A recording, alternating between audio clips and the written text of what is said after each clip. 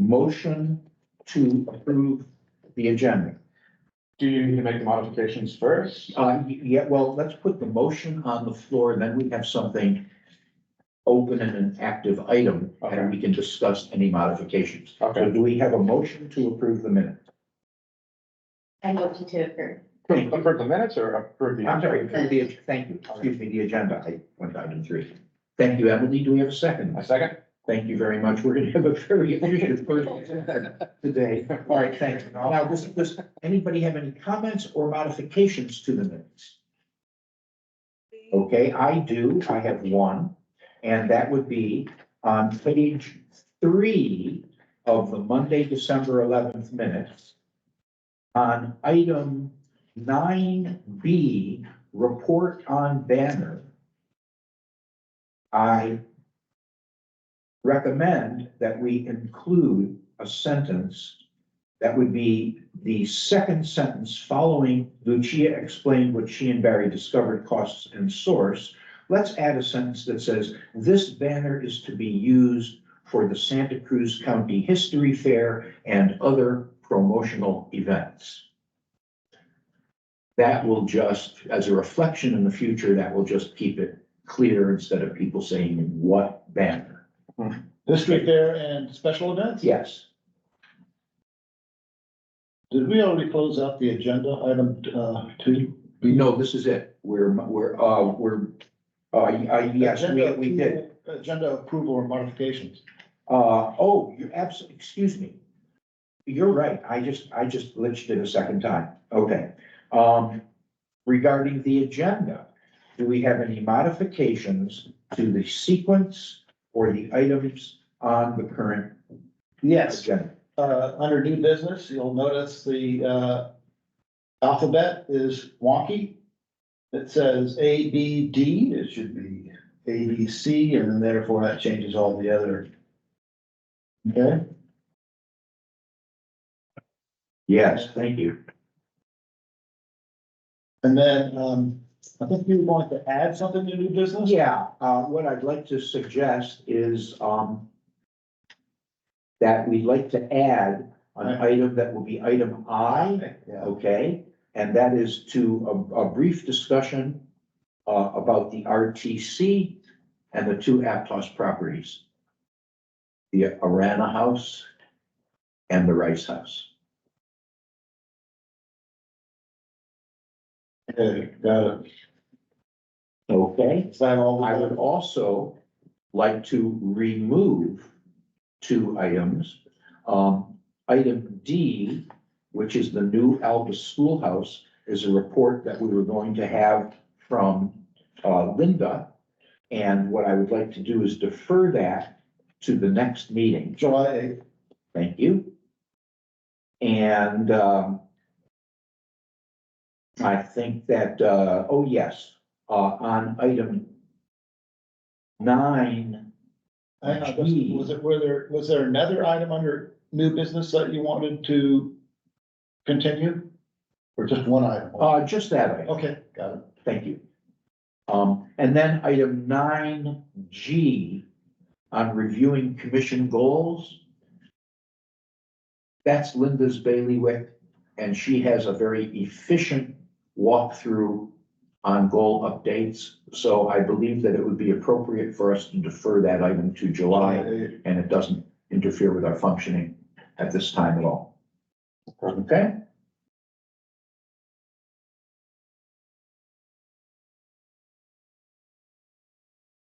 If those changes are acceptable, let's vote to approve the agenda. Commissioner Newhouse? Aye. Commissioner Burke? Aye. Commissioner Perlman? Aye. Okay, agenda has been accepted. That takes us to the next item on the agenda, which is the approval of minutes. And can we have a motion for that? To approve or to discuss? Well, we put the motion on to approve and then we'll discuss. Okay, got it. Yeah, I moved to, Thank you. A second? I'll second. Thank you. Okay, and in that modification, may I return to the earlier mentioned page 3 and the one sentence that we discussed of regarding the banner clarification.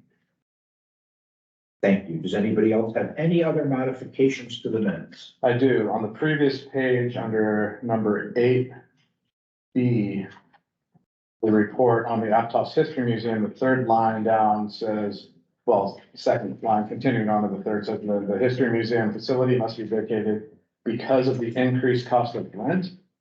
Point of clarification is that we did not have an option to stay regardless of the rent.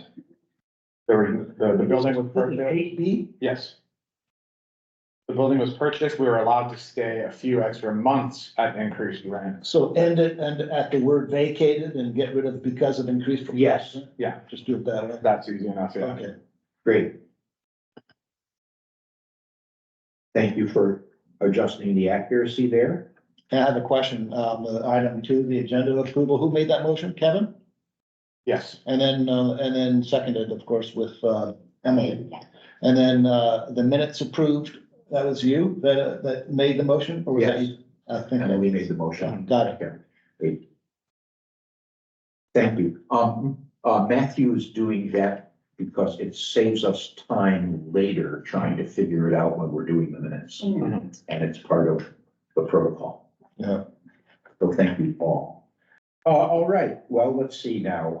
I think we can vote on accepting the minutes. Have we done that? Yeah. Okay. Let's continue our agenda. In the roll call we have vote. to vote for the approval of the minute. Yeah, We need to vote for it. well, yeah, Okay, great. As adjusted with the 2 corrections, all in favor, Commissioner Newhouse. Aye. Commissioner Burt, Hi. Commissioner Perlman, aye. Okay, the minutes are now accepted. Very good.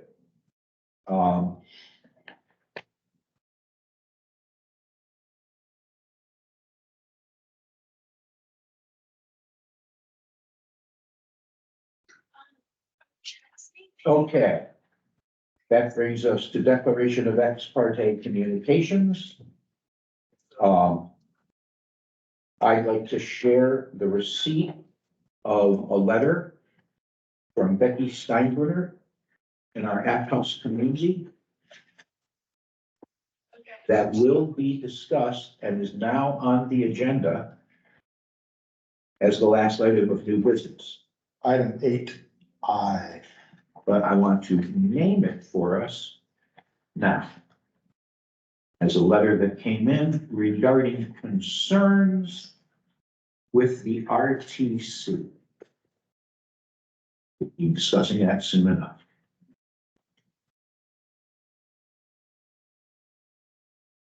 Okay, Your last name is Steinbrenner? Bruner. Bruner. B-R-U-N-E-R. with one N. Mhm. They always want to add 2 N's, and I have to tell my computer, stop that. There used to be 2, but when the family came, they dropped one at the end. Makes it so much easier. Saves all. Are there any other communications to be shared? Great, let's move on to public communications. Does anyone from the public have anything to discuss that is not on the agenda? Yes, thank you. My name is Becky Steinbrenner, and thank you for your good work. And Mr. Sun, it's nice to have you as the staff presiding here. I have a question regarding the frequency now that the commission will be meeting. There usually are 4 meetings per year, but since the January meeting was canceled, will there be another meeting scheduled to qualify for 4 meetings per year? I noted that in the report, the very good report to the Board of Supervisors and Office of Historic Preservation, that 4 meetings per year are preferable. So I would like to find out if the commission is interested in having a 4th meeting. Your plate, your agendas are always very full. Thank you, Becky. You have another minute if you have anything Thank you. further to say. I will just say that I hope that this county will adopt the Mills Act. I am disappointed to read that the Board of Supervisors is not interested in it because it would reduce tax revenue. And to me, that is a clear,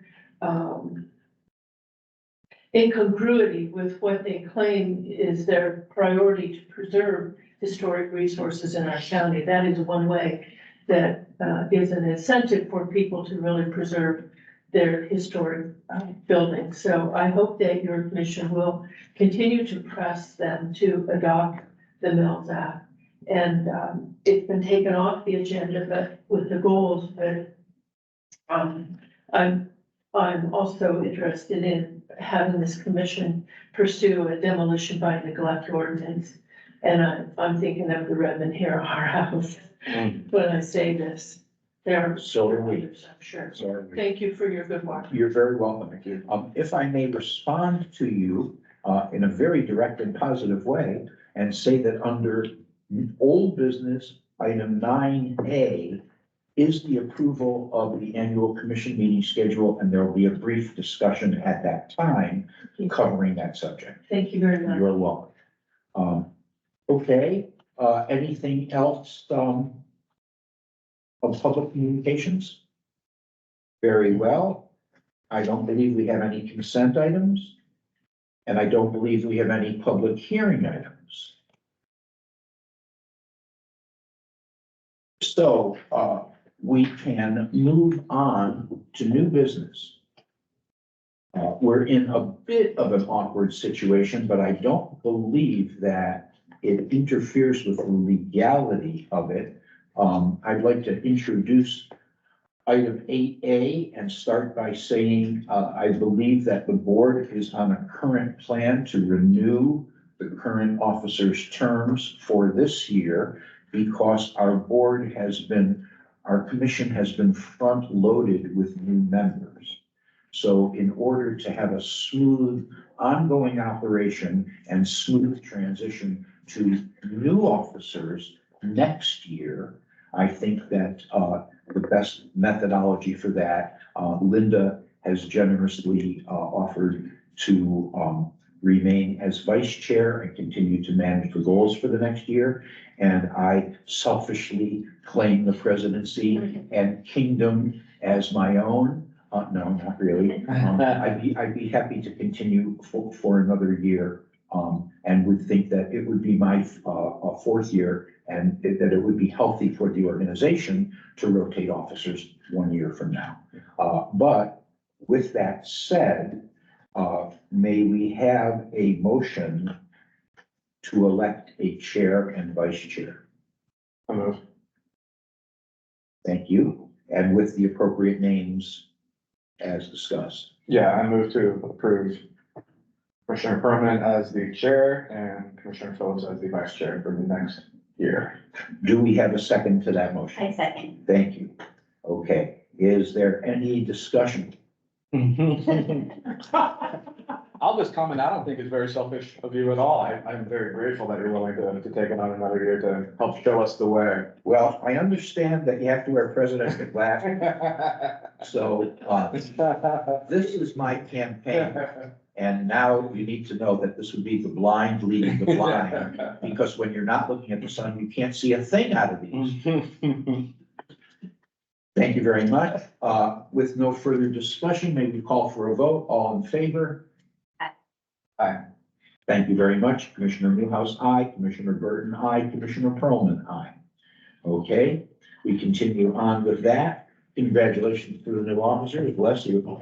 Item B, report to the Board of Supervisors and the OHP, and I will defer to Matthew for that item. The report to the Board of Supervisors is water under the bridge. It kind of ties in with agenda item number 9A, which has to do with our truncated or abbreviated meeting schedule. But I'll go straight to the Office of Historic Preservation report. This is something we do every year, whereas the Board of Supervisors report is something we do every other year. This report that comes in as attachment 8B, that ultimately goes to Office of Historic Preservation. This is our certified local government paperwork. And it explains to the state of California Office of Historic Preservation, who we are, what we've been up to, what training we've been involved with, meetings, number of meetings, attendance at meetings. This particular version of our manual CLG reports gets a little bit confusing on account that we changed horses in midstream last year. So that's why you see Commissioner Wood's name on page 6, and you see Commissioner Swift's name on page 6. And also, Lucia Orlando's mother, I believe, was also, Yes, Alberta. right, so that's why we have all those extra names on page 6. Anyway, this, after today's meeting, this report, item 8B, is free to be released to OHP. And then that puts us in good standing for any grant applications, if there's any money left in the state. It's a requirement, in fact, is it not? Yeah. To qualify, it's the final Yeah. requirement to qualify. And you have to do it regardless of applying for grant money, it's part of the CLG status. So that's is certified local government. right. And do I need to say anything more about the Board of Supervisors report? That went in last year. They heard it and acted on my report to the board regarding your organization, the commission, the Historical Resources Commission, back in January. And my report was one of many reports that went to the Board of Supervisors. I'm not the only liaison between a commission and ultimately the Board of Supervisors. There are numerous liaisons and numerous commissions, boards and committees, and they all had their own separate reports to the board. They were all heard at one time by the board. And the board requested that, the board was very interested in streamlining, to put it simply. How do we make a more efficient process with the committees, the boards and the commissions? And, I saw the writing on the wall about, well, what does this mean for the Historical Resources Commission? What can I do to, respond positively to the Board of Supervisors' concerns about reducing costs? So I contacted Office of Historic Preservation, my contact there, and I said, what do you think about my going to 3 meetings per year instead of 4 meetings per year? Will I lose my CLG status? And the answer was no, you wouldn't lose your CLG status. We understand your situation. Keep us informed. And I have this correspondence in my files. Keep us informed here in Sacramento, and hopefully this won't last very long. And you can get back to a 4 meetings per year cycle. And I said, I'll keep an eye on it and report back. So the difference between the two reports is that one goes to the Board of Supervisors, and that's a biennial report. And Matthew is bringing a new level of transparency with his interpretation of his job as our staff liaison. Annie was filling out the biennial report silently. We were not aware of it. She was not sharing it with us. She was doing it in her vision of the best methodology to manage her position. And she was just filling it out on her own. Matthew, being new, brand new when it was due, and had an unfair disadvantage, okay? But it sort of popped the lid off of it because Matthew shared the work in process with me, and I was able to contribute some facts that were not available to him to make the report more accurate and more complete. And so I think that we're going to probably make that will probably be the move forward process where we will be participating in building the document that's submitted to the board. That's basically a recap of our activity over the past 2-year period. So I think that the board got a good and accurate report. And I'd like to add that on top of Matthew's notes from my own direct contact, I'd like to say that the CAO's office has determined that county government is in a very conservative budget position for a 3-year period, that we're coming into the first of 3 years of a very conservative budget period, and that there are certain considerations that will be adopted to be able to manage as efficiently and effectively through that as possible. The Mills Act has been put aside for exactly that reason for this 3-year period. I do believe that the Board of Supervisors will be willing to reconsider it once we have a healthy county government economy. But for that reason, I think that we will not see any growth towards adopting the Mills Act.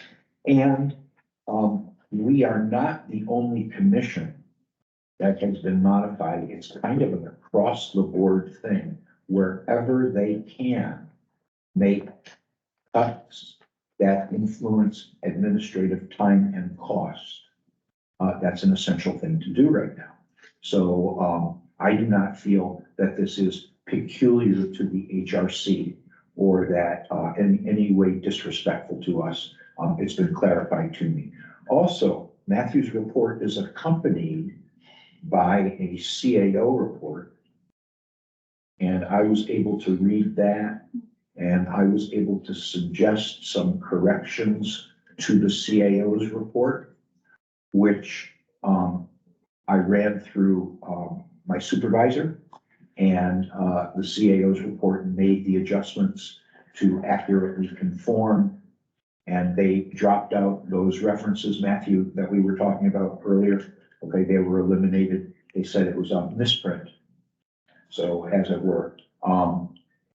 So I feel like I got a sense of seeing a nice group come together on this Board of Supervisors report. That indicates to me that we're moving forward with the way we do business. So thank you for that. Would you like to add anything else, Matthew? Other than that, I can tell you that some number of boards, commissions, and committees were eliminated. I don't know how many. I think 5. 5? Yeah. Yeah, and I don't see, ultimately, I don't see any threat to the HRC. So reducing the number of meetings was essentially a bit of a 25% reduction in administrative fees associated with my plan. and that may have possibly allowed us to continue on as a commission. Well, it encouraged our being able to operate. Right. It expresses that we have some flexibility in the Historical Resources Commission / Office of Historic Preservation. We can still do our work with 3 mandatory meetings per the CLG status, Certified Local Government status. And you also have to understand that we can do additional meetings if something comes up Right. that That was made very clear to me. Ramon Gomez, who is senior analyst to Supervisor Felipe Hernandez, said to me, please understand that you have the ability to have 2 special meetings if you need them during the year. Okay, it's a back pocket tool if you have some business that Right. needs to be attended to Yeah. that can't wait till the next quarterly meeting. Right. Okay. So there could be some kind of a crisis come up. Mhm. That's a possibility. I don't see one on the horizon right now, with the possible exception of these 2 Aptos properties. That seems to me like it's potentially contentious, but we'll see. Our goal would be to smooth it over without needing to take any radical actions. Thank you very much. And that brings us to Matthew's next item, which are budget clarifications, or were they covered, sort of? Becky? Yeah, oh, by all means. Thank you. Again, thank you for this report and bringing it to light. I have never seen such a report. And I've attended these commission meetings for a long time, so thank you very much for adding some transparency and sharing with the chairman. I would like to ask if the whole commission get a copy of the CAO's report that you saw to see what the clarifications were that were needed. I also am concerned that, this commission in particular was called out by the CAO's report to the, Board of Supervisors as one that needs, special attention. There's another one on that list, the Fire Department Advisory Commission, that's also on there. And that commission is very worried about their existence. I don't think this commission would be able to be dispensed with because you have tremendous authority in CEQA matters regarding historic issues. An example of that would be when this commission decision was instrumental in whether or not the Aptos Village project was going to be able to move forward because of the historic Bayview Hotel, because of the firehouse that was allowed to be demolished and had their, because of CEQA, this commission has to give authority. And it's a very important piece of work that your commission does and is necessary for a project like that to be able to move forward. So while I am grateful that this commission is meeting regularly, it hasn't always. I would encourage you to meet more frequently as special meetings because your plate is very full. And Thank you. thank you. Appreciate the input. Can I just say one more thing, that in the report on page 11, the Office of Historic Preservation, page 11, what are your top 3 topics for future trainings provided by OHP? Nothing in particular. And I felt like that, that was a little bit vague and not really, it doesn't really comport with what I've heard this commission say, that there are specific topics that you would like. So perhaps that's an item for you to discuss. Thank you.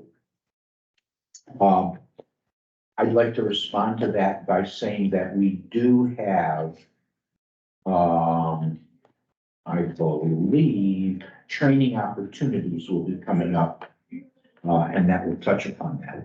Should that be included in this OHP report? No, no, the OHP report is done and complete. Oh, It identifies future training, 3 topics for future training. I don't have topics other than historical buildings and historic structures.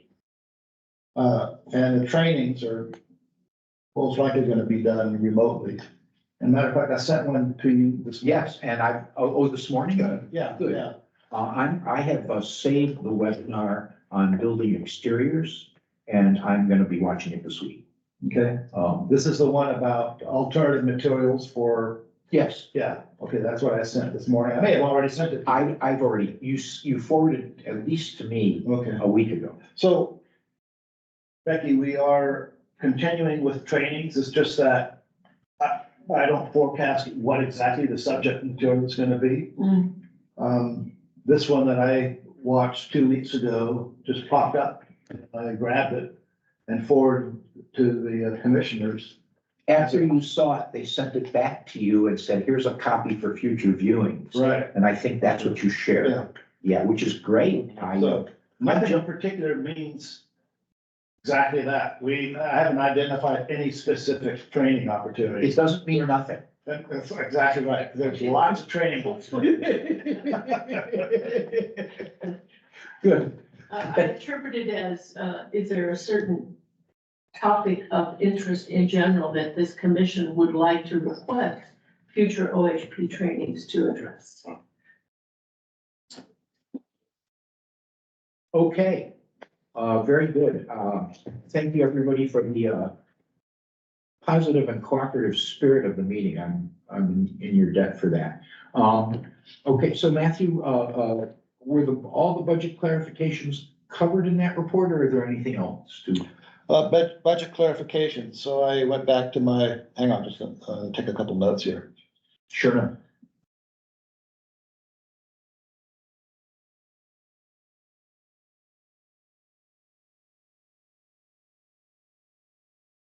Okay, budget clarifications, item 8 C, I went back into my, files, emails, and, it appears that we have $600 in our budget currently.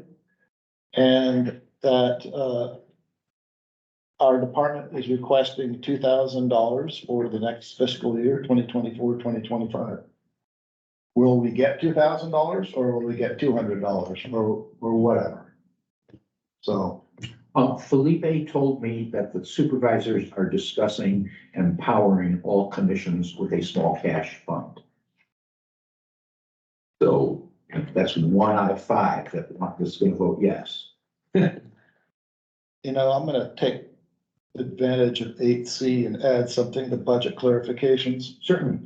I've solicited one consulting firm that does, historic context statements, which is what you need before you go into, inventories and whatnot. The historic context statement is typically done by a consultant. Most jurisdictions don't have the skill set to write their own.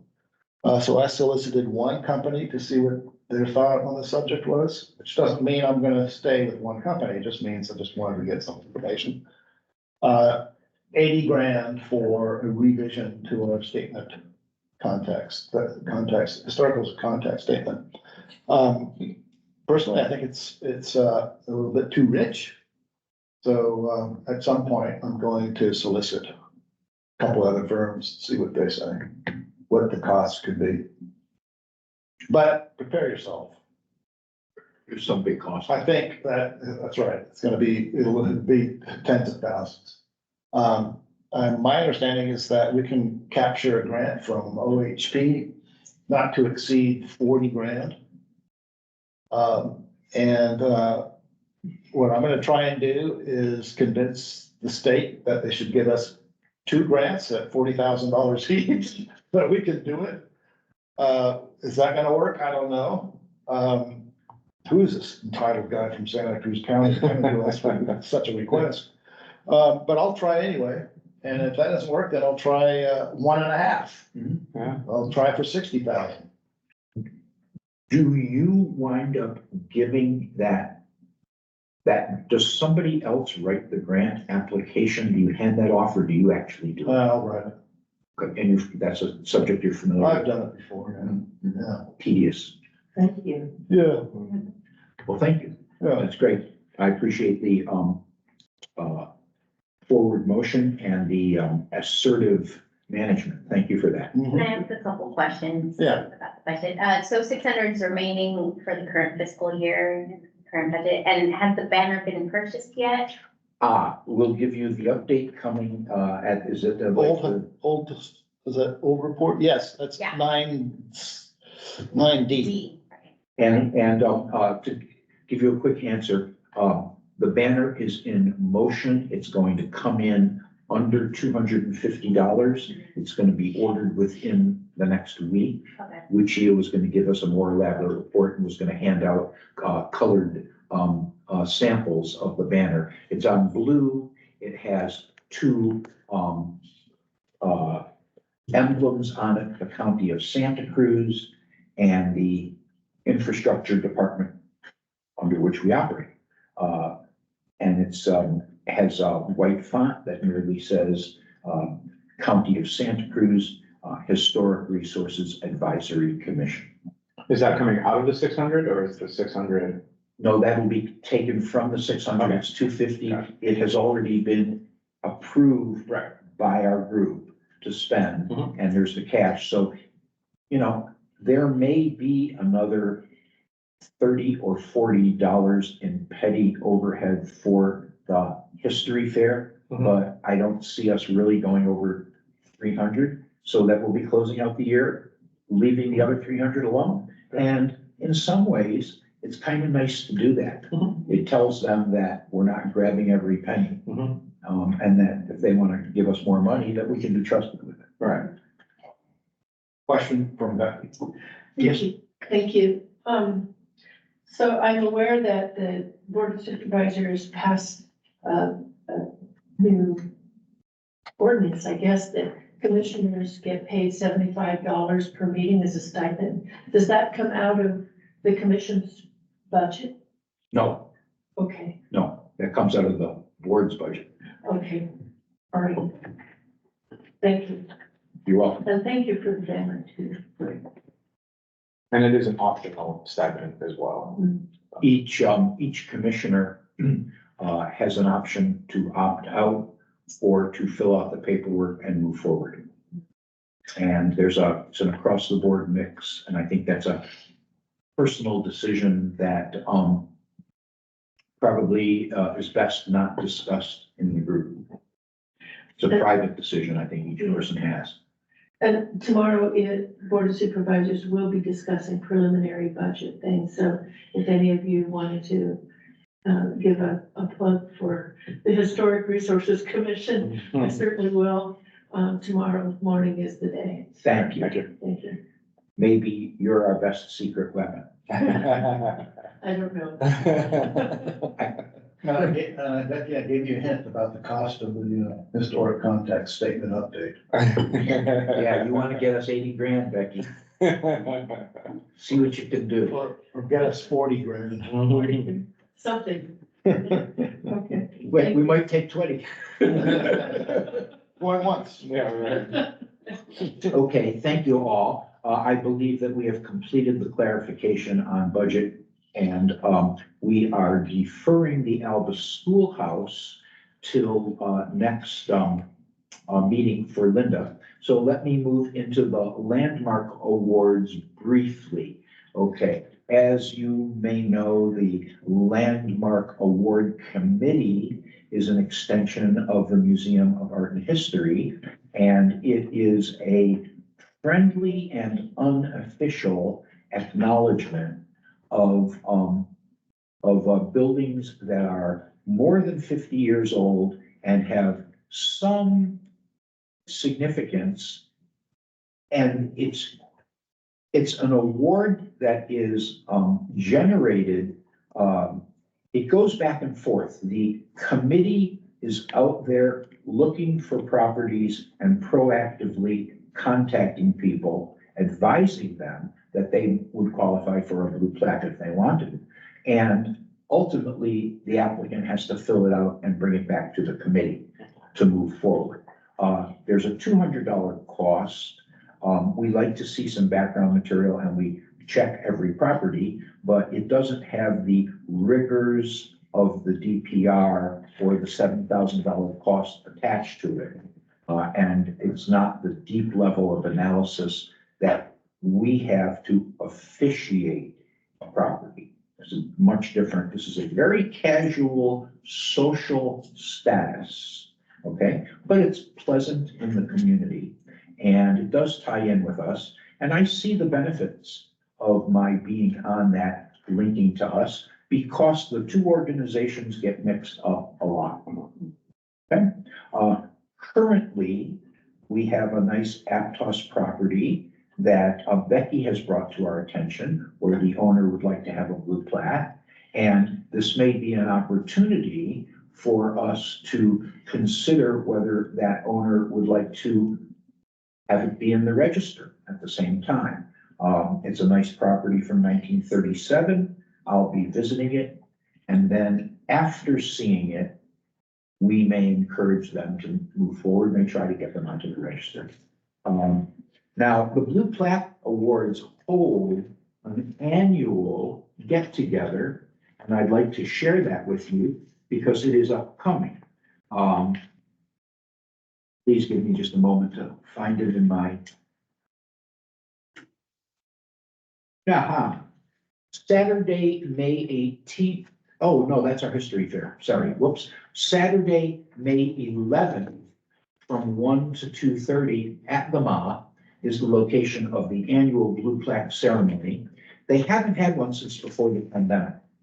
So there'll be the acknowledgement of 25 to 30 buildings that have received blue plaques since the pandemic. And that includes a whole bunch of original surf shops that bloomed in Santa Cruz at the beginning of the surfing era. Very, very, very. What constitutes the beginning of the surfing era?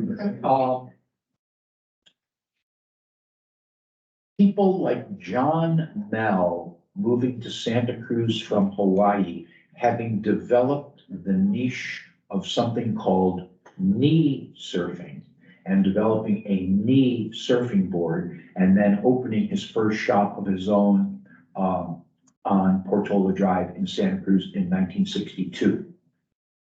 So he's now over the 50-year mark, and there's a nice plaque on that building saying this is the original location of freeline surfing owned by John Mel, who developed knee surfboarding. Okay.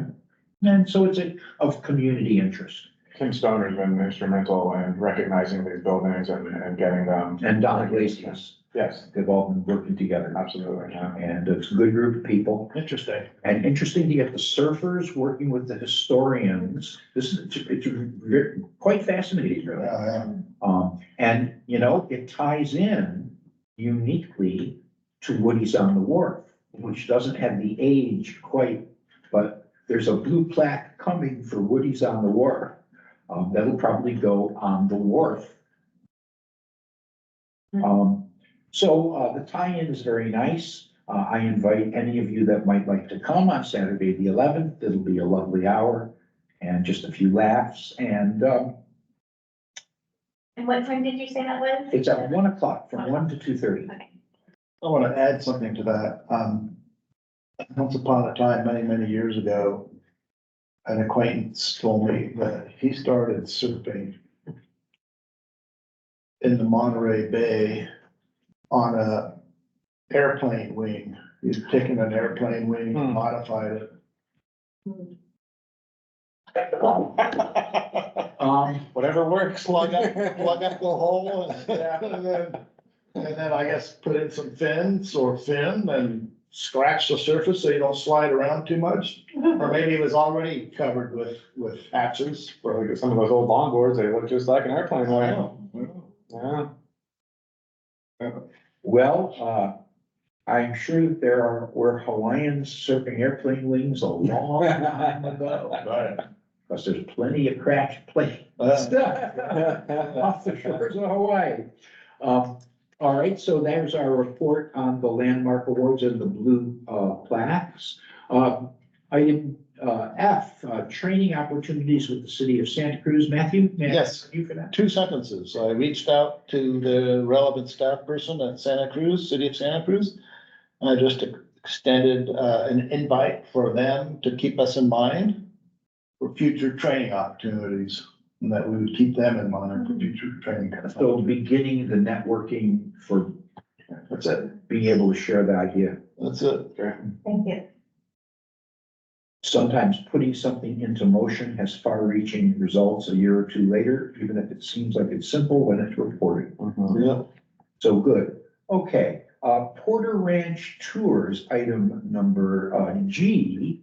And you all have this wonderful DPR for this beautiful property, State of California Resources Agency. This is the Porter Ranch. And 18 pages of. yeah, this is an amazing property Yeah. built in 1890 and preserved since being built in its original form.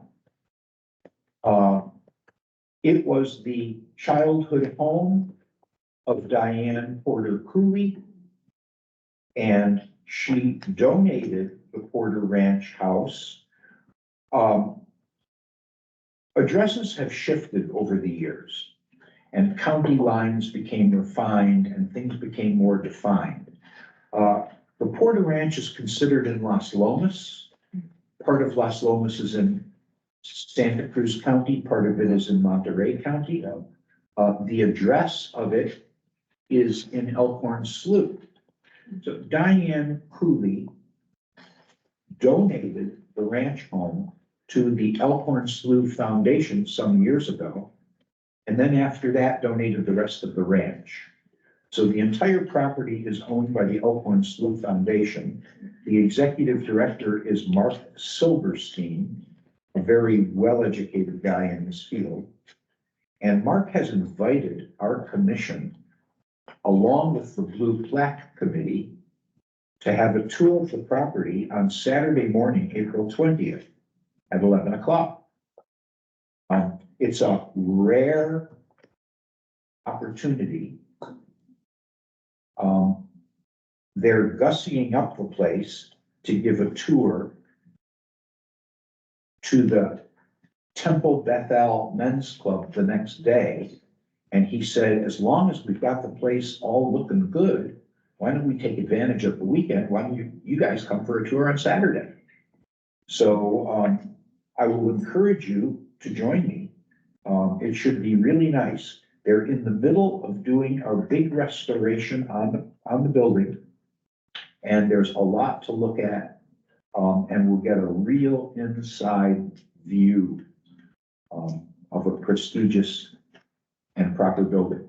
The Blue Plaque Committee has agreed to give the ranch house a blue plaque, even though it's in Monterey County, because they're more about the spirit of the award. And we do have some northern county properties that are actually, the properties are partly in San Mateo County, and they've gotten blue plaques. So they figured as long as they've done it in San Mateo, they can make Las Lomas their exception for Monterey. Yeah. So that has ingratiated Mark Silver with us, and that's why we've been invited on the tour. So there's our first benefit of hooking up with the blue plaque folks in an informal What part. property do you refer to that is, that's straddling the San Mateo County? I don't know. I'd have to, I've got a committee meeting next week. I'll ask, Don Lauritsen, and I'll send you a message. I know that there's chunks of Santa Cruz County going back 150 years ago, 100 years ago, that got wintered off to San Mateo County for whatever reason. I can also share with you that the organization, the 501c3 organization, Friends of Santa Cruz State Parks, which is a very powerful organization, okay? They oversee all the coastal parks up to the San Francisco border. They oversee all of the parks in San Mateo County as well as Santa Cruz County. And they also receive the admission fees for all of those are their operating funds. That's why they're so powerful. They get every penny that comes in the door. And they take care of the properties with those fees. Yes, Yeah. they maintain the admissions booths, the parking lot, and all of the interface with the public. So they're managing the stores like at Wilder and places like that. It's very interesting organization. So does that mean the state takes care of the trails, their washouts? The state takes care of the trails, I see. and the Friends interact very closely with the state rangers assigned to Santa Cruz. I see. This property, I know Diane Porter Cooley donated the property to Elkhorn Sleuth Foundation. Was it a part of the Porter family for generations, or how? Diane grew up on this ranch. It was her childhood home. It was her child, okay. Yes, so that she considers herself a Watsonville person, Mhm. and in her era, Las Lomas was considered more part of Watsonville. Mhm. Currently, Las Lomas is sort of considered more part of Monterey. Mhm. Same land, same location. Yeah. So, and this tour is open to the commissioners and to the Blue Plaque Yes, Committee. and I believe that that would certainly include bringing your spouse if you would like to, Okay. or any close friend who has a deep interest. That's where I was gonna get, my spouse would have no interest. But I do have a good friend who is a descendant of Warren Porter and a relative of Diane Porter Cooley. I absolutely encourage you. Okay, I'm trying to get him more involved in local history, and this might be a good opportunity. I sure think that'd be great. Great. There are some tricks. When Diane Cooley gave me a tour of the Circle P Ranch Mhm. at the foot of Mount Madonna, Yeah. another one of the family properties. Yeah, She ends the tour in the parlor of the home where she points to a large document on the wall. And then she stops in the middle of describing the document to point out her grandfather's epaulets that are on the counter. And then she returns to the poster. It's the commission of her grandfather to be a general in the Union Army, signed by Abraham Lincoln. incredible, yeah. Her grandfather came to California after the Civil War and became Lieutenant Governor to Leland Stanford. Wow. It's an incredible family. Incredible family. Yeah, they knew well enough not to go into banking, but to go into land. So hence, anyways, we're very privileged to have this. And I really encourage you that for personal fun and education, it's a rare opportunity. Thank you. Let's keep moving on. What time was that? That's an 11 o'clock. On that date, yeah, and the address. The address is Right here. there on the first It's, page. yes, 1698 Elkhorn Road. Oh, not 103 Hall Road? Oh, you know what? I'm sorry.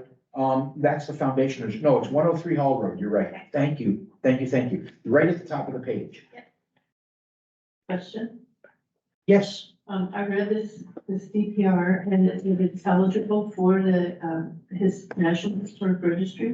Do you know if there is any plan to proceed with getting it registered? well, I'm happy to respond to that. I know that there is a very, very firm plan in place to not register them. Yes, the Cooley family, believes that, they have taken on stewardship of a number of buildings throughout the state that they own from the Oregon border to San Diego. They own many historic properties. Not a one of them is in any register because they do not want any restrictions. They want to be able to manage them with their own personal vision. And specifically, what was mentioned to me was, we don't want to strap no chimneys, thank you very much.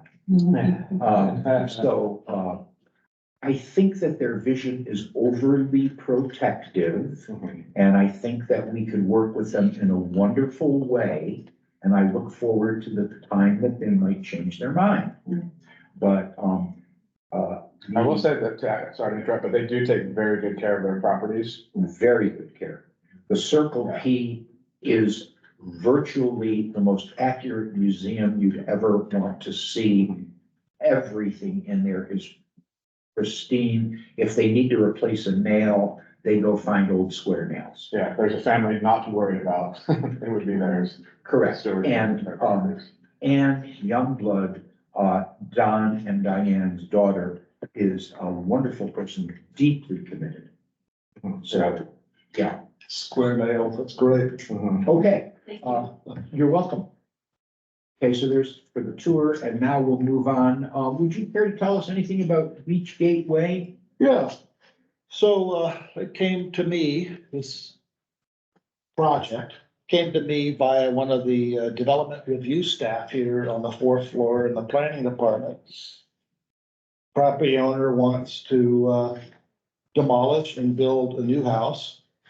So a DPR form was prepared, and I read through this, and it's a very well-written DPR form. I thought it was thorough.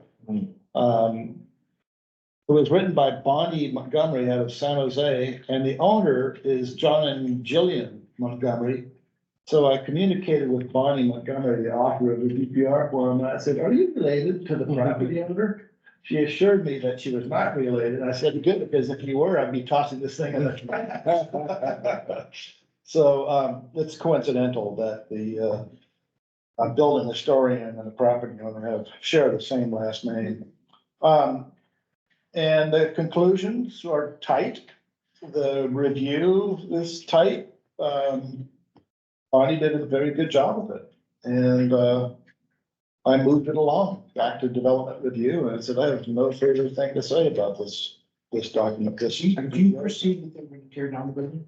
That's what they're proposing. I read through the DPR and that's what it sounded like to me. There's no although it's a charming house, it's representative of the era, but there is nothing significant about the owner or the style, nothing that would qualify it or save it from demolition. Am I understanding that correctly? That's basically what she did, Yeah. what Bonnie had written, yeah. And then coincidentally, a week, 2 weeks, 3 weeks later, I get from Barry, I think it was, I get the potential Seacliff watch list homes. Mhm. And I'm running down the list and I see 106 Beachgate. Yeah, Oh, that's interesting.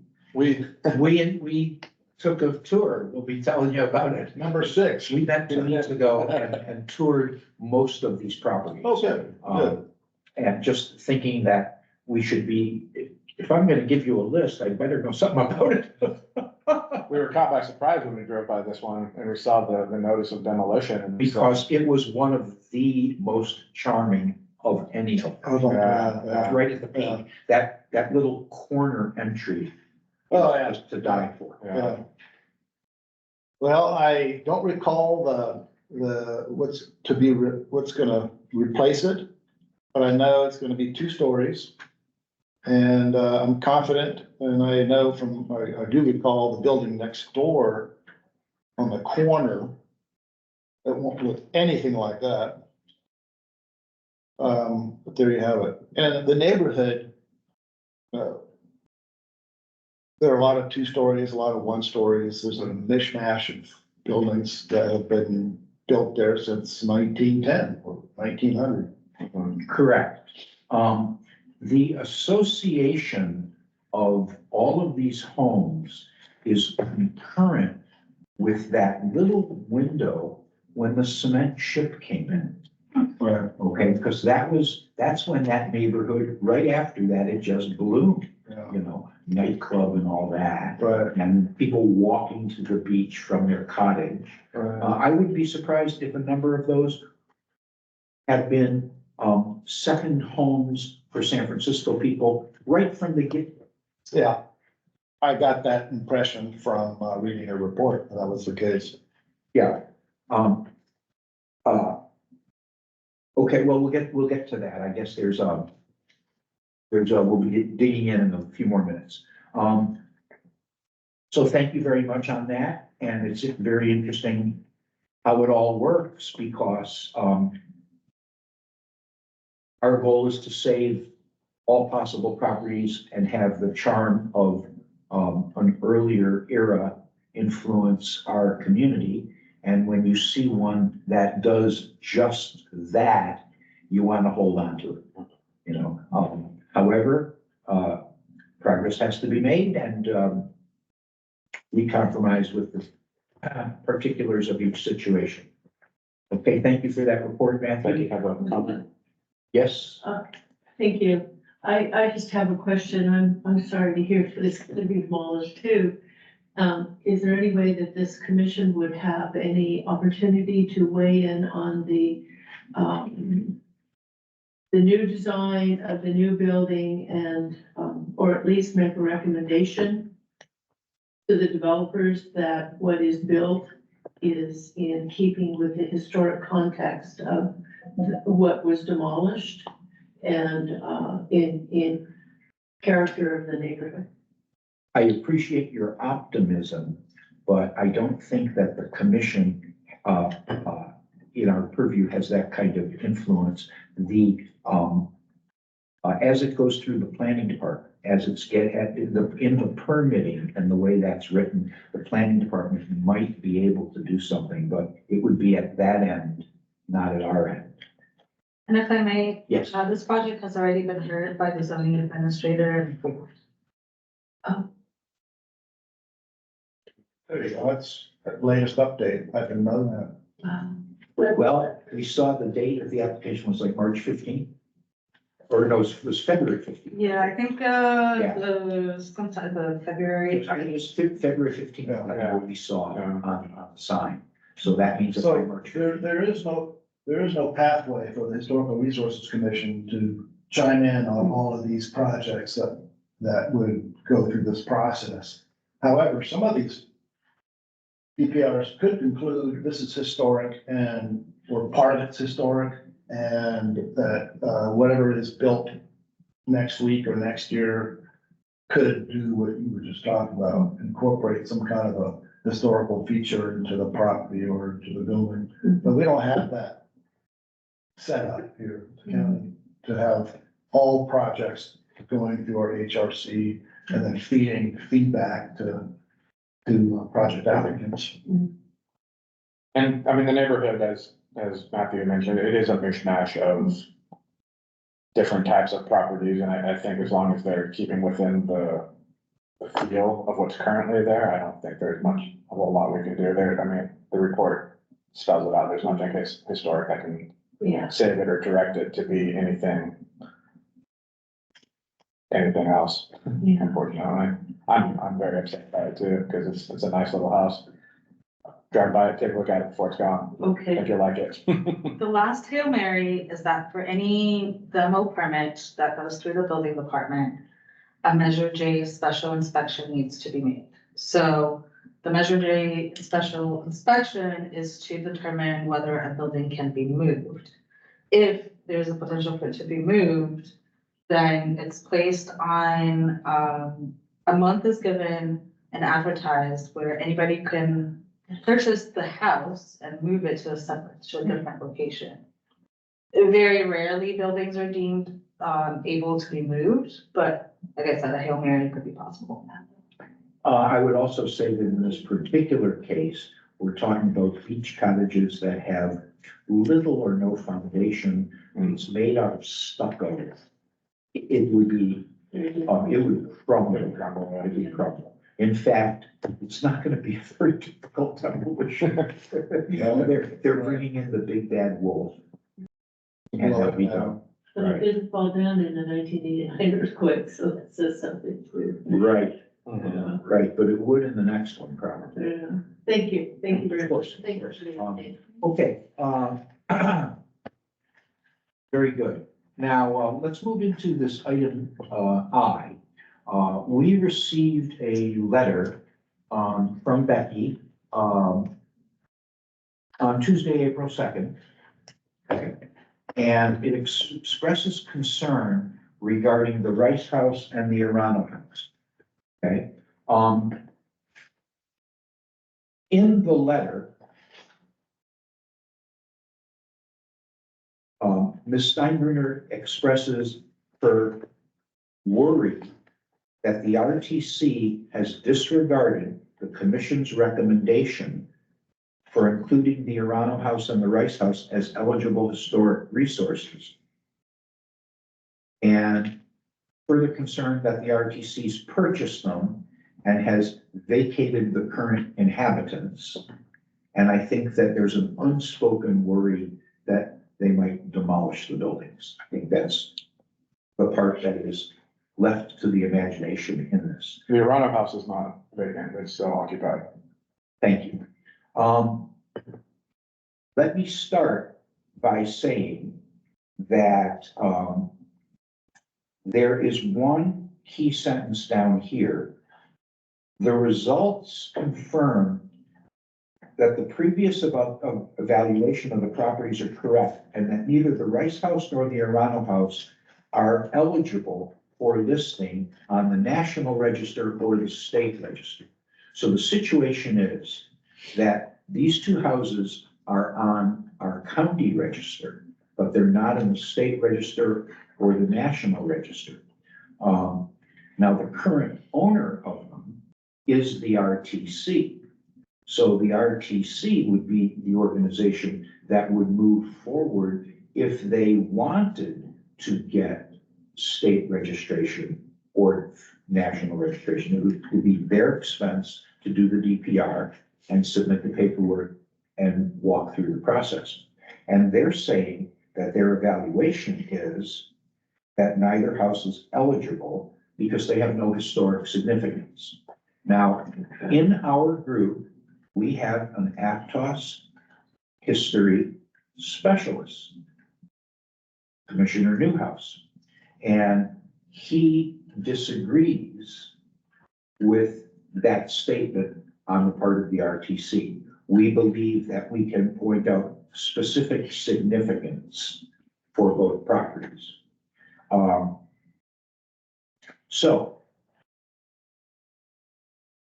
the proper direction for us to take, in my opinion, is for us to form a subcommittee ad hoc to deal with a response to the RTC.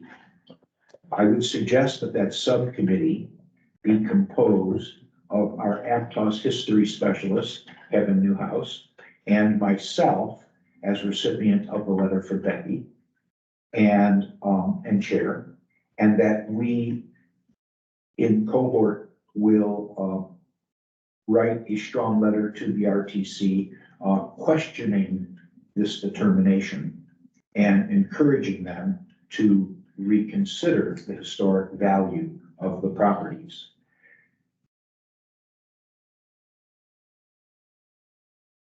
We don't want to see these two houses torn down. There is no reason to tear them down because they fit the current ultimate trail master plan. There's room for the properties to remain in their current locations and enhance the trail as historic pieces of Aptos that people can enjoy when they're walking by. There's been some talk, and we have sent a letter to the RTC from our commission that we determined at our last meeting in December, supporting the Aptos Museum to move into the Rice House. Okay, now, all we can do is support the application and encourage the RTC to consider that. We can't certainly force them to do it. And bottom line is the two parties would have to work out all of the elements themselves anyways, so who knows? That letter wasn't sent though, right? We approved. Yes, I have sent the letter. Oh, you did send it? Yes, I did send it. Oh, okay. Last week, Oh, okay. Yeah. Okay, yeah. Just got it out. okay, My goal was to get it out before we met. okay, Mhm. okay. So, so that letter exists in the records, and our encouragement for the RTC to consider using it as a museum certainly has set the way for us to question the future of the homes. Can I ask has there been any indication that the RTC is planning on tearing them down? Or they just don't want to go through the process of getting them designated? They don't want to, or if they just don't want to commit one way or another? Because I mean, I understand them saying, look, there's no historic significance in adding this. I disagree, but that's their argument. Have we heard anywhere in their plans? I don't see the point in them demolishing it. As you mentioned, it's not interfering with their plans to develop. Correct. I believe that's accurate. Okay, I believe that's accurate. I think we can ask that question in our letter Mhm. very directly. Yeah. Please share with us any intentions, any and all intentions, including the possibility of tearing down. And I think that we should also state that we would be highly resistant to, that determination. yeah, I think that would be proactive on our part. We might be able to influence them to keep it off their agenda. So I think that that is a good idea. And I wonder if we could float a motion to create the ad hoc committee. I so moved. Thank you. And a second? I strongly second. Okay. Any reason so you feel comfortable us doing this? Absolutely. Great, great. And I think that our visitor would find that to be us taking strong action. Thank you very much. You're Yes, welcome. and Thank you for the it should letter. be, sooner rather than later. I understand that the RTC will be considering the segment 12, which is what this is, Yes. environmental impact report at their May meeting. Okay. So, there's that. And also, my concern is that since they don't consider them eligible for historic preservation, that unless they are protected during construction, a backhoe might accidentally back into a wall and now they're not safe. I understand your concern, and we will do our best to write a very comprehensive, warning Yeah. and, letter of concern. Barry, what is the NR rating for these two buildings? Do you have that in there or? According to, I mean, I don't know how old these are, if they've been updated anytime soon, but the Arano house is an NR status of 5. Actually, both have an. Both are 5? Yeah. Thanks. I also want to just update, I think I may have blank copied you on communication from Sarah Christensen regarding, she's the RTC project manager for the segment 12. They are evicting the tenants of the Arana Oh, house. they are, that's in the final tag. And that is in anticipation of construction efforts and demolition of other buildings around. That's so far off of their plans, I don't understand that at all. They don't want to have people complaining about noise? If they're the owners, if they're just tenants, Yeah, tenants but- can complain all they want. Yeah, I Wow. don't know. It seems strange. Seems like it would be like an unnecessary cost to the RTC to demo these buildings as well. And maybe they're using the properties, part of the properties for staging of. Well, that's why they tore down the garage next to the, Rice House was Yeah. for a staging area. That's right. Yeah, And that was the area of concern close to the house, but the house, I believe, is sacrosanct. yeah. Uh, We'll get to the bottom of it. We will, we will accomplish that, during April. We're early enough in the month. And how the RTC will, propose to protect the structures. We're gonna request that. Yeah, so it'll be, the subcommittee will be the two of us working closely with you, and the 3 of us will get it done. Yeah. That Thank you sounds very great. much. You're welcome, and this is important, and it's, nice that we can, work as a unit and step up to the plate on. So do we take a vote on that as well? Yes, I think that what we have to do is. On what? The letter? No, the subcommittee forming, we We have made to a take a motion. vote. You did Yes. that, didn't you? Oh, yeah, you got to vote on it. Right, so, regarding, approving the subcommittee, Commissioner Newhouse. Aye. And Commissioner Burton. Aye. And Commissioner Perlman, aye. So we'll move into motion, we'll try to get that completed and out before the end of April. Okay. At that point, I think that we can move into, our old business. I want to be mindful of the time, and I would like to propose the following. Right now, we're at 12 minutes to 11, and we usually take an 11 o'clock break. We have the privilege of the solstice today, so I would suggest that if you would like, I think we can do this by consensus in either yes or no. We could take our break at 11:05 for 15 minutes, giving people an opportunity to go outside and see the eclipse. And if you were to walk outside with me down the elevator and outside, I have 2 pairs of eclipse glasses that I am completely prepared to share. Because, you can only look for so long. And we can all get a glimpse, come back in and reconnoiter. Seem good? Yeah. Okay, so we'll break at 5 after 11. Let's see what we can get done between now and then.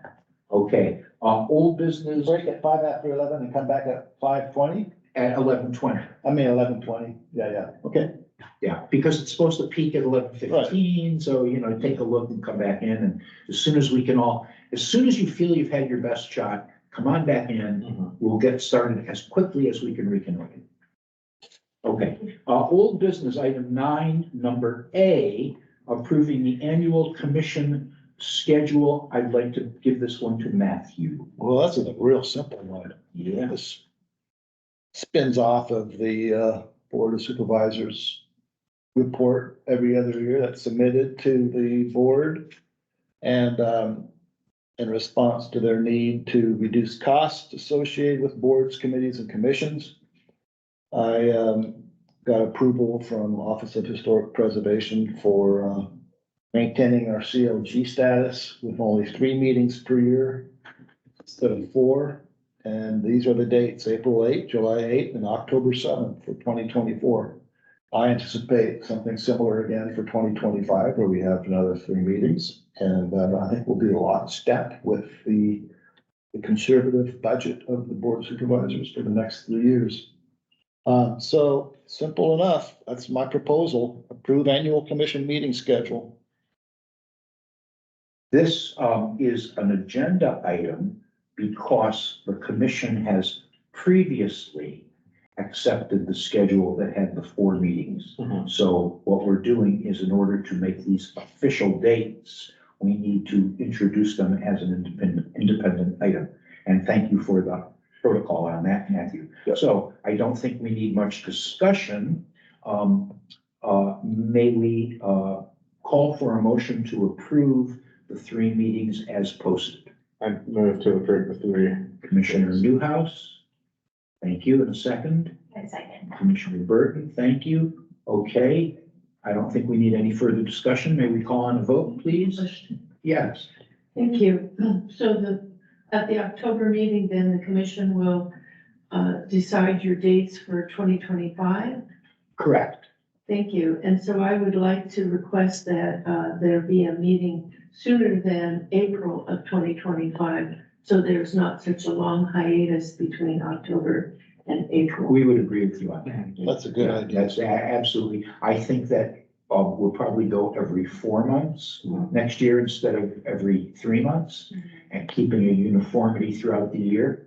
So likely, I mean, I'm just gonna guess that it might even be a January meeting, okay? Thank you. And then a May and an August and a November. That sounds great. Yeah. Thank you. Thank you very much.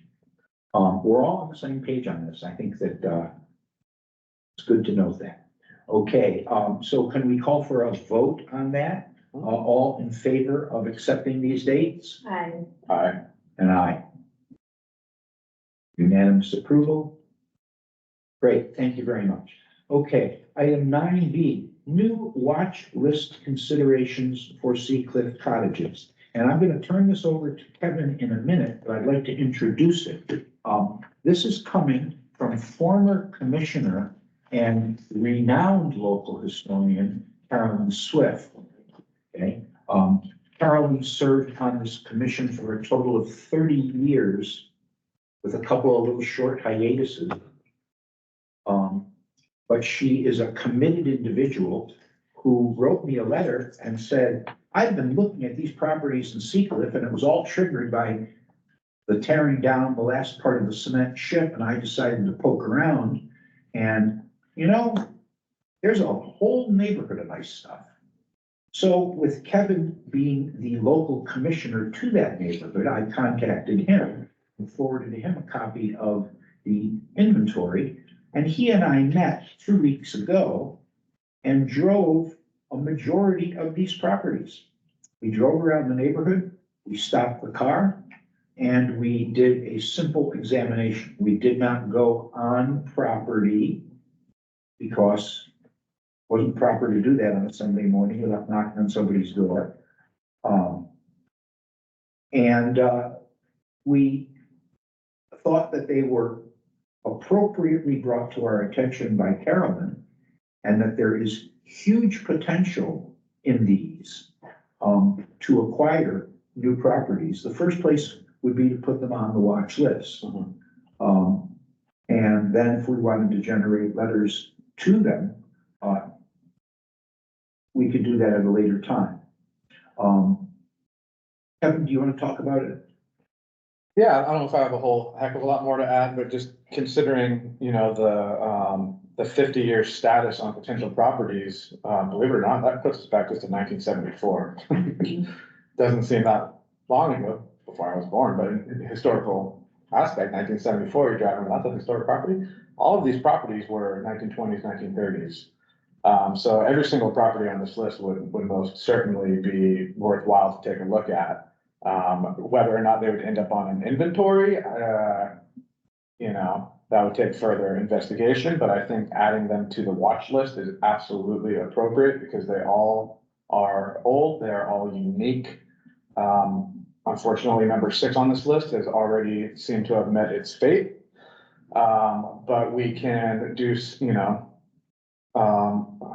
do our own research and maybe add some photos and try to get some historic photos and maybe if it's appropriate, approach the owners of the house and see if they have any further information on their properties, if they've done any historical research, how long they've owned it and whatnot.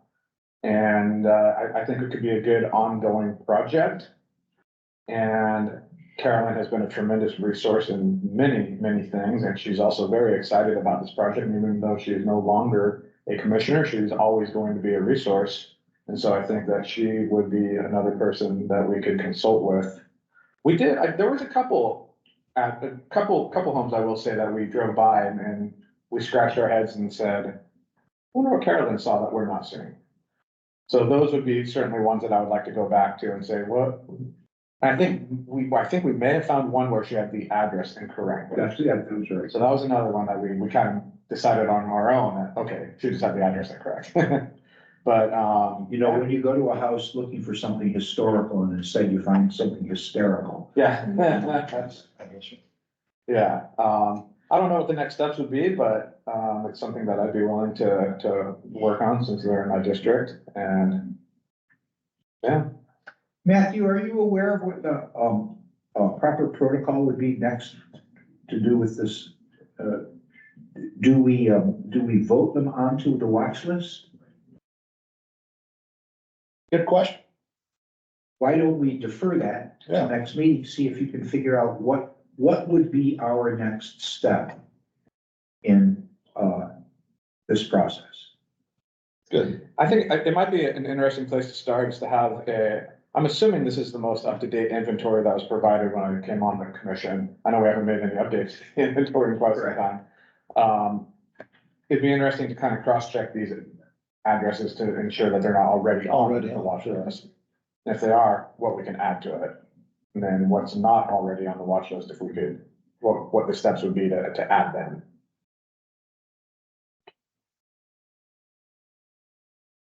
Very good. Thank you very much. And I'm not gonna wait until July 8th to get an answer to you on what the next step is. Okay. Becky, comment? I have a question. I think it would be good to let these property owners know that their properties are being considered for the watch list. And to that end, what is the significance of having your property on the historic watch list?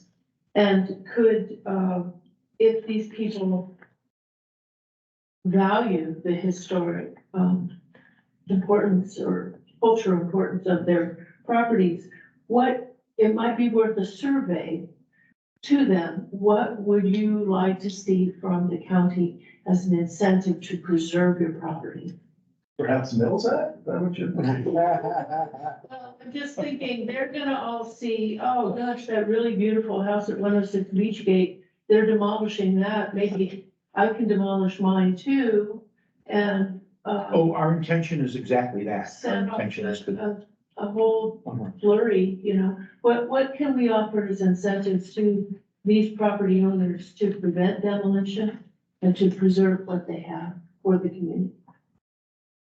What would they like to see? And that could possibly go through support for the Mills Act or something else. let's, include that in the discussion that will follow at the next meeting, where we follow up and get an update from Matthew. Thank you. Thank you. Okay, very good. The Redmond House update. This is very interesting.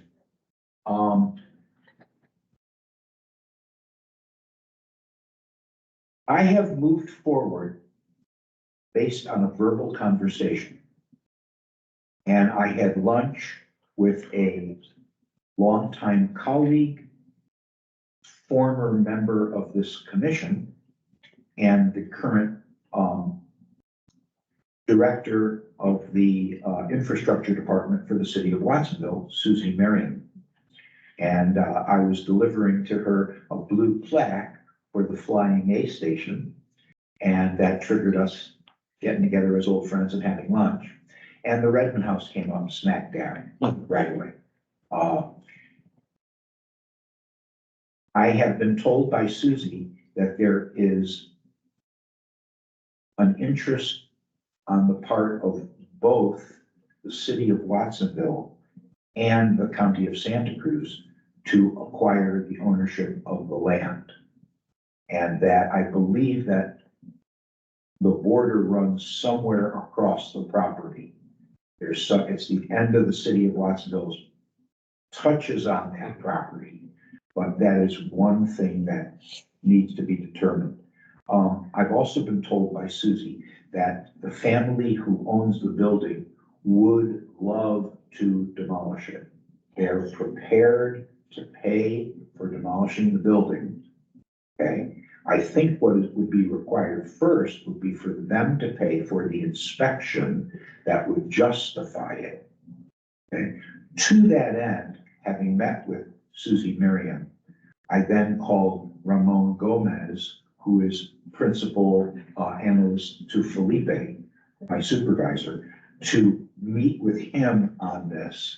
And he and I are meeting next week, not last week. I was really hoping that I could bring you an update and give you both sides of the perspective.